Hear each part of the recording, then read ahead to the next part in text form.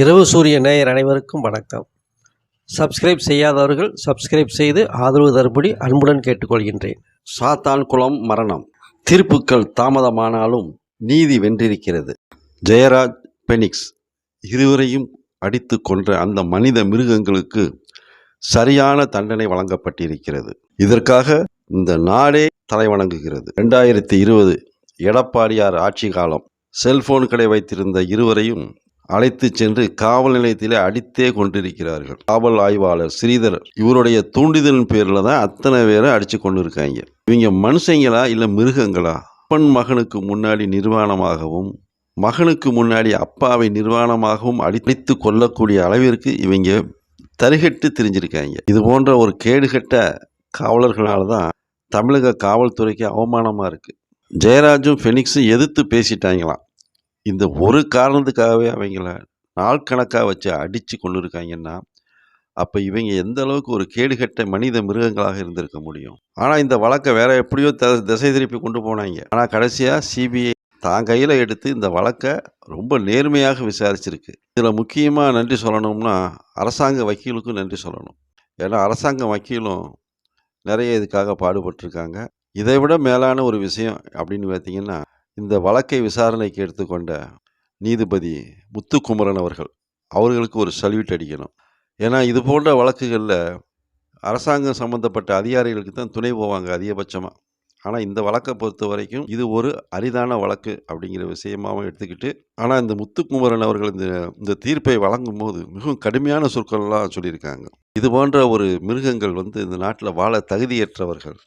அதனால் இவர்களுக்கு ஆயுள் தண்டனைலாம் பத்தாது, மரண தண்டனை, சாகுவரை மரண தண்டனை அப்படிங்கிற ஒரு அருமையான தீர்ப்பை கொடுத்துருக்காங்க. நீதிபதி கோவமாக அந்த மரண தண்டனையை கொடுத்ததுக்கப்புறம் அந்த மரண தண்டனையை எழுதிய அந்த பேனாவோட நிப்பை உடைச்சிடுறாங்க. அவ்வளவு கோவத்தில் அதை செய்கிறாங்க. ஆனால் பொதுவாகவே அந்த மரண தண்டனைங்கிற அந்த ஒரு தீர்ப்பை கொடுத்துட்டா பேனா முல்லை உடைப்பது ஒரு வழக்கமாகவே இருக்குது. என்ன காரணம்னு பார்த்தீங்கன்னா, திருப்பி இது போன்ற ஒரு தீர்ப்பை வழங்கிடக்கூடாது அப்படிங்கிற ஒரு நல்ல எண்ணம் தான். ஆனால் இது போன்ற கயவர்களுக்கு இது போன்ற தீர்ப்பு மட்டும்தான் நிரந்தர தீர்வாக இருக்கும் அப்படிங்கிறது தான் உண்மையான விஷயம். இது வரலாற்றிலே பொன்னெழுத்துக்களால் பொறிக்கப்பட வேண்டிய ஒன்று.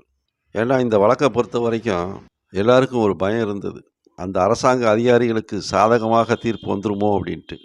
ஆனால் அதெல்லாம் அடித்து ஒடிச்சு நொறுக்கிட்டு மிகவும் தெளிவாக அழகாக நீதிபதி அவர்கள் தீர்ப்பு கொடுத்துருக்காங்க. அதுவும் கோபமாகவே நிறைய சில வார்த்தைகளையும் சொல்லியிருக்காங்க. கலியுக மணிநீதி சோழன் அந்த அளவுக்கு இவர் இன்னைக்கு நீதித்துறையிலே உயர்ந்து நிற்கிறார்.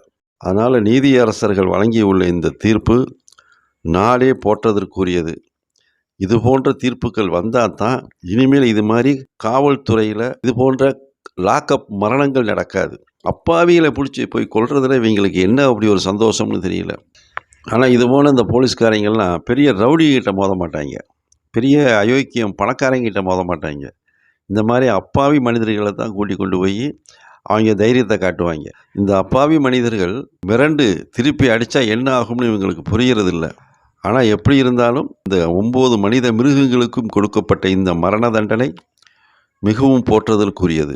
இதற்காக நீதியரசர் முத்துக்குமரன் அவர்களுக்கு மீண்டும் ஒரு சல்யூட் எடுத்துக்கொள்கின்றோம். இவ்வழக்கு மேல்முறையீடு செல்லாமல் இதோடு நிப்பாட்டிக்கணும். அப்படியே மேல்முறையீடு சென்றாலும் இந்த தீர்ப்பை உறுதி செய்து அத்தனை நீதிமன்றங்களும் வழங்கணும் அப்படிங்கிறதா அனைத்து நல்ல உள்ளங்களுடைய எண்ணங்களாக இருக்கின்றது. இது போன்ற குற்ற வழக்குகளை சிக்கும் இந்த காவல்துறை அதிகாரிகளையும் சரி காவலர்களையும் சரி இடமாற்றம் செய்யக்கூடாது. உடனே அந்த பதவியிலிருந்து தூக்கிடணும். அதுதான் சரியான தண்டனையாக இருக்கும். இந்த இடமாற்றம் செய்கிறதுனாலையோ இல்லை ஆயுதப்படைக்கு மாற்றிருக்கோம் அப்படிங்கிறதுனாலையோ எந்த பிரயோஜனம் இல்லை. ஏன்னா அதனால் இதில் முத்துக்குமரன் சொன்ன மாதிரி இவங்களுக்கு ஆயுள் தண்டனை கொடுத்தா இன்னும் ஜாலியாக இருப்பாங்க. ஏன்னா இப்போ பார்த்தா இவங்க தப்பு செஞ்சவங்க மாதிரியே இல்லை, அவ்வளவு ஜாலியாக ட்ரெஸ் போட்டுக்கிட்டு ஒவ்வொருத்தரும் சும்மா கும்முன்னு நல்லா சாப்பிட்டுட்டு வந்திருக்காங்க. இதில் ஜெயிலே நல்லா வாழ்ந்திருக்காங்க. இத்தனை வருஷமாக நல்லா தான் வாழ்ந்திருக்காங்க. இவங்களெல்லாம் பார்க்கையில் இத்தனை வருஷம் ஜெயிலில் இருந்த மாதிரியே தெரியல. நல்ல வீட்டில் இருந்து நல்லா சாப்பாடு சாப்பிட்டு நிம்மதியாக இருந்தவங்க மாதிரி தான் தெரியுது.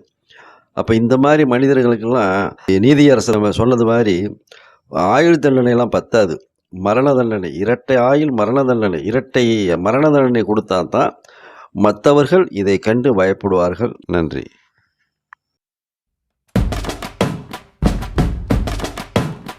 நமது சேனலை சப்ஸ்கிரைப் செய்யாதவர்கள் சப்ஸ்கிரைப் செய்து ஆதரவு தரும்படி அன்புடன் கேட்டுக்கொள்கின்றோம்.